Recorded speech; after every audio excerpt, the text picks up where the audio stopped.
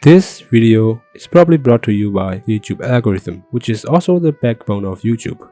A lot of people like me who have just started a channel to grow something for themselves, and even some big influencers on YouTube find the algorithm very difficult to work with. To begin the video, I want to address one thing. The YouTube algorithm is crucial for creators to grow their channels. And while it's important, the system can be a nightmare for some creators or a salvation for others. But still, how can we decide what to do when we can't even control the grip of the algorithm? So the question arises, is the algorithm really against us, or are we just not playing the game right? Well, since I'm going to discuss this kind of stuff, you need to watch this video till the end. No, this isn't me begging for watch hours or views, though it would be greatly appreciated if you do. Anyway, the point I'm trying to make here is how the YouTube algorithm is unfair to a lot of creators. But don't worry, I'm not just here to complain. We're going to dive into why this happens, how it affects small channels, and most importantly, what we can do about it. So if you are a creator trying to make your mark, or someone who's just curious about the behind the scenes of YouTube, stick around. This might just change the way you think about growing on this platform. This is algorithm, where you can see I was going to put a picture or something. Anyway, the algorithm is basically a piece of code that acts as a barrier for viewers seeing the creator's videos. You see, I could make videos and put in tons of efforts and hours, and it could still end up being a flop. You upload video after video only to see it fail. So what's happening here? Is the algorithm actively working against small creators, or are we just playing the wrong game? The truth is, somewhere in the middle, the algorithm isn't biased. It's just brutally efficient. It prioritizes content that it knows will get engagement. And for new creators like us, the hardest part is convincing that our content is worth showing.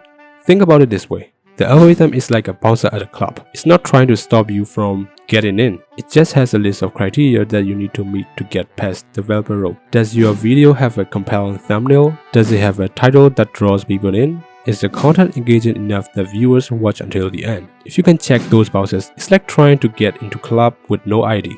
You're stuck outside. The algorithm is basically a machine. It's looking for patterns, and when it finds something that works, it just runs with it. So if your video gets clicks, keep people watching, and gets a little engagement, the algorithm will start pushing it out to more viewers. But if it doesn't perform well, no matter how much time you spend on it, the algorithm just moves onto the next video that fits the mold. You can't control exactly how your video is going to perform, but what you can control is how well you understand the system, how consistent you are, and how much you interact with your audience. And when the algorithm sees that, that's when the magic happens. I've had a hard time coming up with video ideas, and I often suffer from laziness and procrastination. Now I'm sure that a lot of small creators can relate to my situation, or maybe they don't. But one thing I can confidently say is that most channels have experienced the lack of exposure. To simplify, it means that the algorithm isn't pushing your videos to the relevant viewers feed, which directly causes a low amount of views, likes, and comments. Engagement in general gets greatly underperformed by this thing called the algorithm. To say the least, we can't forget about the competitive environment, especially for small creators. My channel, for example, I mainly talk about gaming in short videos, essay, or commentary style. Now, there are tens of thousands of channels just like mine.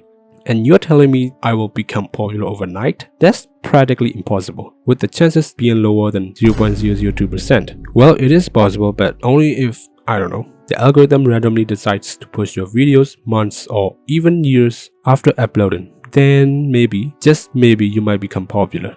But if we look at the several YouTubers in our niche, let's take gaming for example. We have creators like MadPat, Penguin Zero, Video Game Donkey, and many more.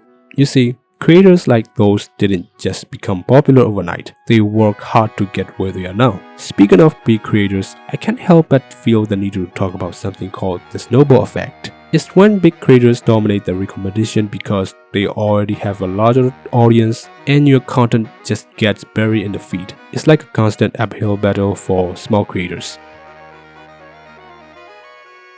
Just because the situation can be unforgiving, that doesn't mean it's hopeless. I believe there are ways to grow as a creator, and no, it's not about luck.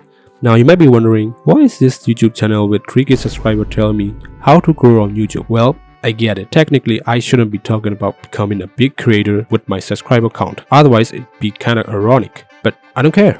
Just hear me out. If you really want to grow on YouTube, you need to have a niche of your own. Whether it's traveling, gaming, education, experiments, cooking, tutorials, or whatever, just dive into what interests and motivates you the most. Because I believe that can be great for the long run, but don't stress too much about it. It's okay to feel confused about deciding your niche, which honestly, I'm still struggling with. If you're still figuring it out, don't worry about the niche so much. Focus on staying flexible and creating content that's specific yet appealing. Remember, it's better to build a loyal community than to stick to one niche and only appeal to a very narrow group. I believe consistency plays a major role in growing as a YouTuber. Regular uploads signal to the algorithm, and all the effort you put in your videos, your channel, and even the analysis paralysis you experience, it will all be worth it in the end.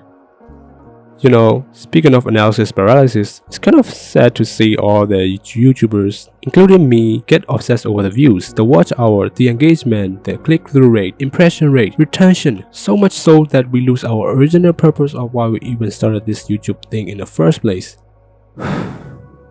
Let's take a step back for a bit and maybe reflect on ourselves one more time. Everything takes time. You see big YouTubers and the money they're making, the views they're getting, and we can't help but feel like we need to actively compete with them or try to get the numbers they do. But we fail to realize that they've been working for over a decade. You see, YouTubers like PewDiePie, MrBeast, IShowSpeed, KaiSenet, or any other successful YouTubers, you need to know that they've been on this platform for years and they know how to make it work. YouTube rewards them for their effort and consistency with where they are now. Overall, I just want to say, before diving into YouTube, take a step back and start thinking, do you really want it? It's okay to be confused sometimes. I mean, we all do, so it really isn't a problem. Don't go into YouTube thinking you will make money, gain fame, or anything like that. Do it because you enjoy it as a hobby. Take your time, put in effort, and maybe then you will see where it goes and get your answer. Hey guys, I just finished editing the videos and I realized I forgot to make an outro. So here it is. Thanks for watching. If you want to drop a like, subscribe, or whatever, I don't really care. Just do whatever feels right, and I'll catch you on the next one. Maybe.